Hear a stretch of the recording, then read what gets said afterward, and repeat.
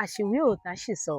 Mo tún kí yín káàbọ̀ sí abala àsọtó òwe Yorùbá pẹ̀lú Àmọ̀kẹ́ ọmọ bàbá Àbílí onílù.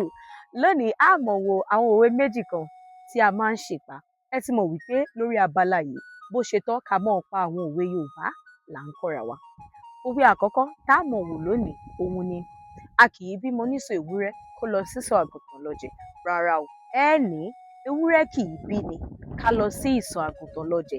Kí ni mo wí? Ewúrẹ́ kì í bí ni ká lọ sí ìsọ̀ àgùntàn lọ jẹ. Mi ò fẹ́ gbọ́ a kì í bímọ nísọ̀ ewúrẹ́ ká lọ sísọ̀ àgùntàn lọ jẹ mọ́. Rárá o. Òwe ẹlẹ́kejì òun ni ewúrẹ́ ò lóhùn ò ṣọmọ àgùntàn.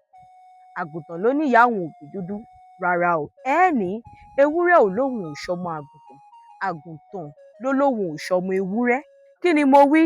Ewúrẹ́ ò lóhùn ò ṣọmọ àgùntàn. Àgùntàn ló lóhùn ò ṣọmọ ewúrẹ́. Ṣó ti yé wa? Ẹni tí mo bá tún rí tó ń ṣe àwọn òwe yìí pa, pánkẹ́rẹ́ yìí rèé o. Tí ẹ bá fẹ́ ra ojúlówó aṣọ òfì tó jẹ́ wípé ẹ lè lò ó tẹ́ẹ̀tù fáwọn ọmọ yín, ẹ dákun ẹ kàn sí Àbẹ̀ó Olófì. Òǹkà ìpè wọn òun lẹ̀ ń wò lójú fọ́nrán yìí. Tẹ́ ẹ bá tún wá fẹ́ ra ohun ẹ̀ṣọ́ fún obìnrin, èyí tó kéré, èyí tó wù ẹ́ pọ̀, àbí èyí tó tún dára jù báyìí lọ tẹ́ lè fi ṣe ìyàwó, ẹ fẹ́ ṣe ohunkóhun ni, ẹ dákun ẹ kàn sí Bliss Businesses. Òǹkà wọn tẹ́ fi kàn sí wọn, òun náà lẹ̀ ń wò lójú fọ́nrán yìí. Èmi ní tiyín o, Àmọ̀kẹ́ olùkọ́ èdè Yorùbá yín, akéwì yín, ọmọ bàbá Àbílí onílù. Ìpàdé tún di ọ̀sẹ̀ tó ń bọ̀ kí Elédùmarè kó má kọ àtẹ̀yìnwá. Ire o, ẹ ṣé jẹ́jẹ́.